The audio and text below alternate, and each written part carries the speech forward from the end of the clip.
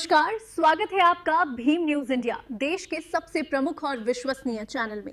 आप देख रहे हैं भीम न्यूज इंडिया। नमस्कार, मैं आपके साथ हूं। आइए जानते हैं आज की ताजा अपडेट्स। देश और दुनिया में क्या चल रहा है उसकी पूरी जानकारी लेकर हाजिर हैं। सबसे पहले बात करते हैं आज के मुख्य समाचार की। भारतीय जनता पार्टी शासित राज्यों में दलितों का उत्पीड़न तेजी से बढ़ रहा है। ये आरोप है एससी कांग्रेस के राष्ट्रीय अध्यक्ष राजेंद्र पाल गौतम का। राजस्थान में हुई घटना का जिक्र करते हुए उन्होंने तस्वीरें साझा की हैं और सरकार को चिताया है कि अत्याचार बंद होने चाहिए। बताते चलें कि राजस्थान की प्रदेश अध्यक्ष ममता भूपेश इस प्रकरण में बिल्कुल मौन है। क्या पूरे दलित उत्पीड़न को या दलितों के लिए आवाज़ उठाने की जिम्मेदारी राजेंद्र पाल गौतम जी की है? यदि ममता भूपेश जी दलित हित में काम नहीं कर सकती तो उनको त्यागपत्र दे देना चाहिए। मैं हूं आपका दोस्त विनय कुमार सिंघल, आप देख रहे हैं भीम न्यूज इंडिया। चाहता हूं सबसे पहले, इससे पहले कि मैं अपनी बात रखूं, आप ये वीडियो देखिए।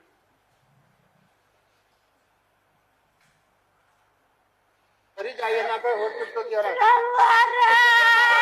नंबर पे कॉल के 112 में किसी प्रकार की सहायता नहीं की है। हमारे परिवार की हालत कर रखी है इन्होंने। सरवाड़ के एगड़ी वाले कोई भी सहायता प्रदान नहीं कर रहे। मैं बस प्रशासन देख रहा है, कॉल करते हैं, काट देते हैं।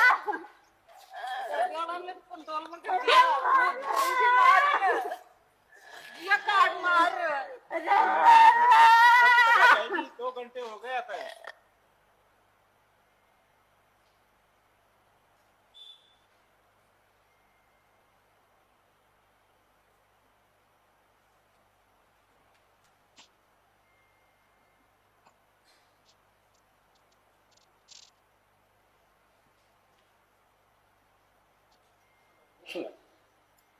अभी तक पुलिस ने आपके बयान लिए कि नहीं लिए? ना लिया, कोई बयान ना लिया। अभी तक घर पे बयान लेने नहीं आई? ना मेडिकल रिपोर्ट ली आपकी? Medical report. अच्छा, आपका इलाज कहाँ, कौन से हॉस्पिटल में चला है? साथियों, ये घटना क्यों घटी, मैं उसका कारण बताता हूं। जुलाई 2024 में राजस्थान के अजमेर में एक 15 साल की बच्ची के साथ बलात्कार किया जाता है। जबरन उसको, वो डेयरी पे गई थी दूध लेने, उसको अंदर खींच लिया जाता है, उसके साथ बलात्कार किया जाता है। फिर बलात्कार करने वाले के दोस्तों ने अलग अलग दिन उस बच्ची के साथ बलात्कार किया और बच्ची की उम्र 15 साल थी। उस बच्ची ने उसको डरा दिया गया कि किसी को बताया तो तुम्हारे परिवार की हत्या कर दी जाएगी। उस डर में उसने किसी को नहीं बताया। वो बच्ची प्रेग्नेंट हो गई और उसने फिर इसकी जानकारी दी अपनी सिस्टर को। सिस्टर ने माँ बाप को बताया और उसको इलाज के लिए दिल्ली लेकर आए। दिल्ली में फिर उसकी 0 एफआईआर दर्ज हुई और 0 एफआईआर दर्ज होने के बाद उस एफआईआर को अजमेर ट्रांसफर किया गया। तत्पश्चात अजमेर के अंदर उस बच्ची का मुकदमा दर्ज हुआ और मुकदमा दर्ज होने के लगभग 20 दिन बाद पुलिस ने प्रोसिक्यूट्रिक्स का 164 सीआरपीसी के तहत बयान दर्ज करवाया जज के सामने।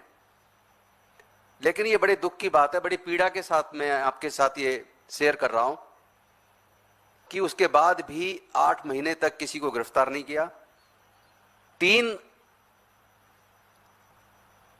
अपराधियों में से 1 को गिरफ्तार किया और 2 को बाद में थाने बुलाकर और उसके बाद 107, 151 में एक ब्रीच ऑफ पीस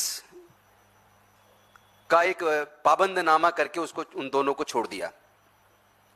जबकि जज के सामने प्रोसिक्यूट्रिक्स ने 164 के बयान में तीनों लोगों के खिलाफ बलात्कार, जबरन बलात्कार, डरा के बलात्कार करने का स्टेटमेंट जज के सामने दिया है और उसके बावजूद बाकी दोनों को पुलिस ने छोड़ दिया। और उसके बाद क्या हुआ कि जब कोर्ट में बयान देने का टाइम आया,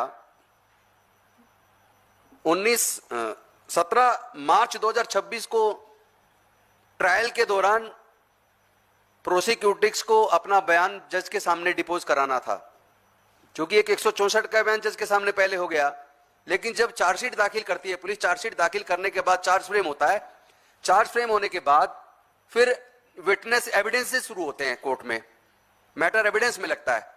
तो जब मैटर एविडेंस में लगा, संबंधित स्पेशल कोर्ट में प्रोसिक्यूट्रिक्स का बयान 17/3/2026 को होना था, लेकिन 16 मार्च 2026 को जिन लोगों ने बलात्कार किया था उन्होंने, उनके घर वालों ने मिलके उनके घर पे आकर दबाव बनाया कि तुम ये केस वापस ले लो। उस बच्ची ने और उसके घर वालों ने केस वापस लेने से मना किया, तो गुंडों ने, उन दबंगों ने उनके पिताजी पर, उनके चाचा पर, उनकी चाची पर, सब पर जानलेवा हमला कुल्हाड़ियों से कर दिया और सबको मरा हुआ समझकर छोड़ के चले गए।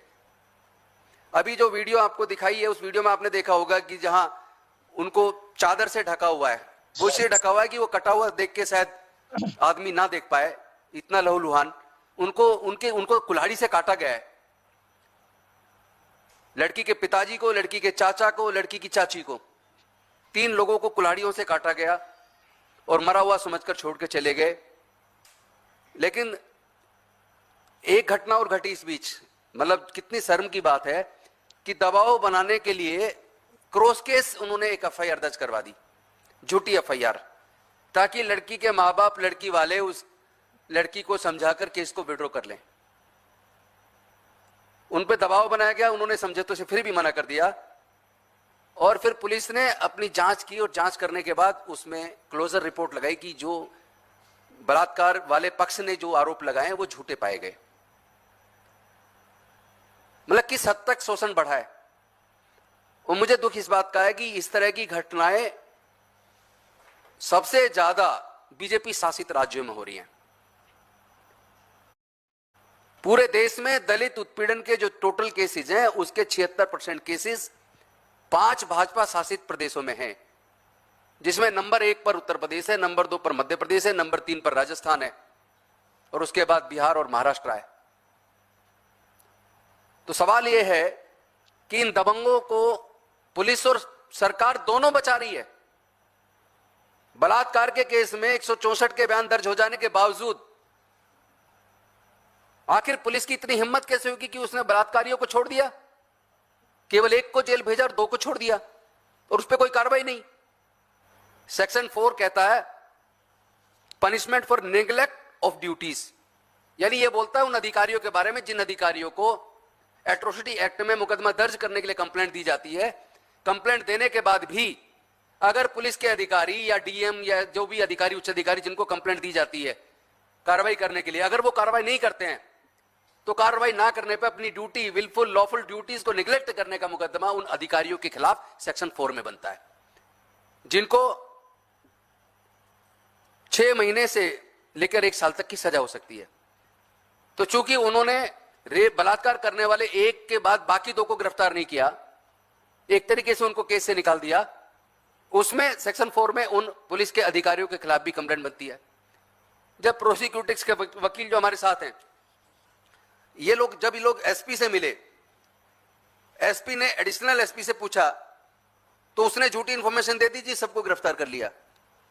तो यहां इस पे भी मुकदमा बनता है कि अगर कोई अधिकारी ऊपर के अधिकारी को झूठी इंफॉर्मेशन देता है उसके खिलाफ भी मुकदमा दर्ज होना चाहिए। उसमें भी अभी तक कोई मुकदमा दर्ज नहीं हुआ।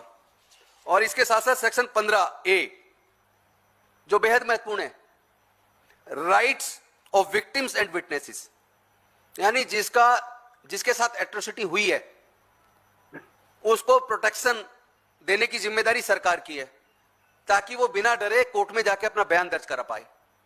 अब चूंकि उसका बयान 17/3/2026 को दर्ज होना था, लेकिन उसको कोई शासन ने, पुलिस ने कोई पुलिस प्रोटेक्शन नहीं दी हुई थी और आज तक भी नहीं दी है। शर्म की बात तो यह, जहां जानलेवा हमला हुआ, 3 लोग को कुल्हाड़ियों से काट दिया, उसके बाद भी प्रोसिक्यूटिक्स को और उसके घर वालों को अभी तक भी राजस्थान की सरकार ने, अजमेर की पुलिस ने कोई पुलिस प्रोटेक्शन नहीं दिया है। तो सवाल यह कि आखिर यह माइंडसेट कब तक चलेगा और यह बीजेपी शासित राज्यों में क्यों ज्यादा है, इसका जवाब देना चाहिए। मैं आज आपके साथ इस वार्तालाप के माध्यम से राजस्थान की सरकार से निवेदन करता हूं कि एक तो प्रोसिक्यूटर्स को, उसके घर वालों को तुरंत सुरक्षा मुहैया कराई जाए। उनको जो कॉम्पेंसेशन एक्ट के तहत मिलना चाहिए वो कॉम्पेंसेशन तुरंत दिया जाए। इसके साथ साथ जिन पुलिस अधिकारियों ने कानून की अवहेलना की है, प्रोटेक्शन उनको नहीं दिया विटनेसेस को, या जिन पुलिस अधिकारियों ने मुलजिमों को गिरफ्तार करने की बजाय उनको खुला छोड़ दिया, उन्होंने खुद इस एट्रोसिटी एक्ट का वायलेशन किया है, उनके खिलाफ सेक्शन 4 में मुकदमा दर्ज करके उनको भी गिरफ्तार किया।